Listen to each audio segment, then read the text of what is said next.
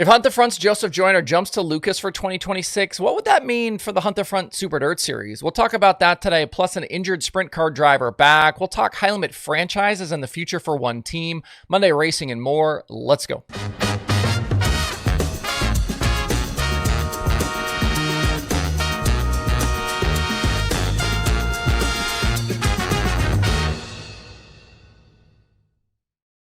It's Tuesday, September 2nd. I'm Justin Fiedler. This is DIRTRACKR Daily presented by Kubota Genuine Parts. It's World 100 week at Eldora with racing getting started on Thursday. And if you're going to be in town for the races, make sure to stop by the Whistle Stop and grab something good to eat. It's just a 7-mile ride straight south of Eldora Speedway to Ansonia. All week you can get breakfast, lunch, dinner, pizza, and you can get some food to bring back to the track with you.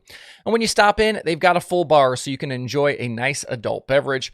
Andrew and his staff, they do a great job. So if you stop in, tell them that DIRTRACKR sent you. And if you want to ride a little bit further south, head to Sure Shot Tap House in Greenville, Ohio. It's a great place to eat, drink, and play. They've got a full menu plus all sorts of adult beverage options, on tap, self-pour, plus the Bullseye Game Lounge upstairs with duck pin bowling and 24 arcade games. When you're not at the track, keep yourself fed and entertained with these two establishments, the Whistle Stop and Sure Shot Tap House. Thanks to them for their support of Eldora and this show. 2 weeks ago, we told you here on the Daily about the possibility of dirt late model racer Joseph Joyner and his Hunt the Front team potentially partnering up with JCM Motorsports to go full-time with the Lucas Oil Late Model Dirt Series in 2026. We know at the moment that Joyner is finishing the 2025 Lucas calendar with the team, obviously sans Brownstown, and that they're partnered up for the World 100 this week. Joyner is going to miss Brownstown because it conflicts with a Hunt the Front Super Dirt Series event, and that tour will be at Southern Raceway that weekend, and Joyner is only 58 points behind Jimmy Owens for the series championship lead. Given the possibility that Joyner goes to Lucas for a rookie run, I've seen some comments about what that would mean for the future of the Hunt the Front series. Would they shut it down? Would the draw from fans and teams suddenly be less if it somehow doesn't get shut down, etc., etc.? I've seen a lot of comments kind of similar to those as well. I did reach out for clarification and was told regardless of what happens, with Joseph and the race team, which is still not solidified as of now, the series will indeed be back next year and that they're working on bigger and better for both the racing and the streaming service. I think it's important to point out that the series has had something like 10 cars make all of the races or pretty close to all of the races, and some of the biggest names in the Southeast appear regularly. You're talking about Jimmy Owens, Zach Mitchell, Corey Hedgecock, Sam Seawright, Dale McDowell. We've even seen national guys like Brandon Overton, Mike Marlar, Ryan Gustin, and Tyler Erb make multiple starts with the series in 2025. And I don't see that changing into the future with the good payouts they offer and the popular racetracks they go to. Their best showing this season was 53 cars entered, and they've averaged 37 cars over the 12 completed races.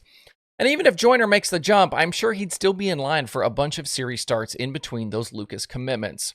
So regardless of what 2026 brings, don't expect the Hunt the Front Super Dirt Series to be going anywhere.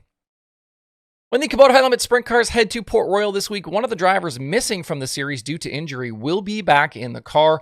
Ridge & Sons Racing announced this morning that Aaron Reutzel will return to the seat of the 87 machine this week. He'd been out since the night before the Kings Royal after suffering a broken foot in a crash at Eldora Speedway. Justin Sanders has been filling in for the team since then, with Sanders making 12 starts, including at the Knoxville Nationals and 8 high-limit races out west. Knoxville was a struggle for Sanders, but he was very strong out on the West Coast. He won twice, including at Placerville and his prelim night at the Gold Cup. He was most recently 5th in the Skagit Nationals finale. Sanders' performances have kept the RSR 87 team in the thick of that high-limit owners championship battle, where they currently trail Rico Abreu's 24 team by just 10 points. The top 4 in the standings are separated as a whole by just 60 points, with the KKR 49 and the CMR 7BC also in the mix. Reutzel, usually pretty good at Port. Some strong runs this weekend I think would go a long way towards keeping them in that title hunt. Reutzel is a previous winner of the Tusky 50, and he won the Bob Weichert Memorial at the track back in May. Reutzel and Rico will be 2 heavy win favorites this week, with Rico the defending Tusky 50 winner. Rico also been really strong on half miles this year, including a bunch of success at Knoxville and strong runs at Eldora. With Reutzel back and Rico rolling, there will be added pressure on Brad Sweet this week to try and rebound from a brutal Skagit Nationals. Central PA has long been known to be a tough part of the country for Sweet, although he has been better as of late. He did win a high limit show at Port back in 2024. That team, though, now has a bit of a hole to dig themselves out of. With Reutzel back, it's possible we could see Sanders back in the Mitri card this week when Narc heads to Placerville. After that, though, Sanders will jump in the Jason Meyers 14 to race Lernerville, Eldora, Lakeside, and Texas with high limit. And just a quick update on the future for the 14. Jason Meyers was on Jeremy Elliott's podcast last week and shared that there are a lot of question marks right now for that team for 2026. Meyers said they know they're going to race with Corey Day next year, but they don't know how many times. And then depending on how much Corey is available, he doesn't know if they'll run other races or if they can get another high caliber driver to run some of those other shows. Meyers getting drivers to finish out the high limit season will earn them a franchise, so they would have options for next year. And those options could include another full-time high limit run or the ability to sell that franchise to another team. As we've said here before, one rumor out there is Meyers sells the franchise to Clausen Marshall so they can start a second full-time high limit team with Gio Scelzi in the seat next year. Scelzi obviously filling in for Tyler Courtney with the team for the remainder of 2025. And I think it's possible that the Meyers franchise might not be the only one available for next year if teams are looking to make the leap to high limit. Sounds like CJB Motorsports is exploring all of their options for 2026 also. So as we wait and watch for the driver market to work itself out, series choices I think will again be a storyline to follow, and the Meyers 14 will be one of these teams. Are they going to keep the franchise, stay full-time? Are they going to sell it? What those plans will be. In Labor Day sprint car action, Brock Zearfoss was a 410 winner at Port Royal. He made a very late move around Parker Price Miller to earn his first win since the sprint showdown at BAPS late in 2024. PPM and Chase Dietz on the day's podium as well. The only racing left at Port this season is the Tuscarora 50 coming up this week. Justin Whittle looks to be on his way to the track championship there over Logan Wagner and Zearfoss.